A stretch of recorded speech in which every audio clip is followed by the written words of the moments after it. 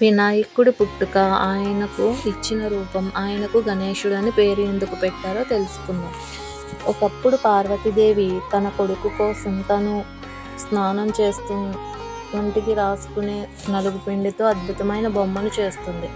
ఆ బొమ్మకు ప్రాణం పోసి, నేను స్నానం చేసి వస్తాను నాయనా, లోపలికి ఎవరూ రాకుండా చూడు అని కాపలా పెట్టి స్నానం చేయడానికి పార్వతీదేవి వెళ్తుంది.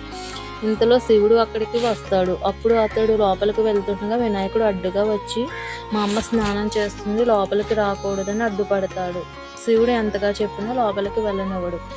ఇంకా శివుడికి కోపం వచ్చి వినాయకుడి తల నరికేస్తాడు. ఇంతలో పార్వతీదేవి అక్కడికి వచ్చి ఏడుస్తుంది. అప్పుడు శివుడు ఎంత పని చేశాడు అని ఆవేశంలో ఇలా జరిగిపోయింది అని నందికి చెప్పి, భూలోకంలో ఏ జంతువు చనిపోయి ఉంటుందో ఆ జంతువు తల తీసుకురండి అని చెప్పి పంపుతాడు.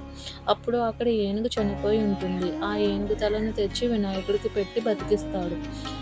అప్పటి నుండి వినాయకుడిని గణేశుడు అని పిలుస్తున్నారు. ఈ కథ కనుక మీకు నచ్చినట్టయితే like and share, subscribe. Please subscribe my channel. Hara Hara Mahadeva Shambho Shankar.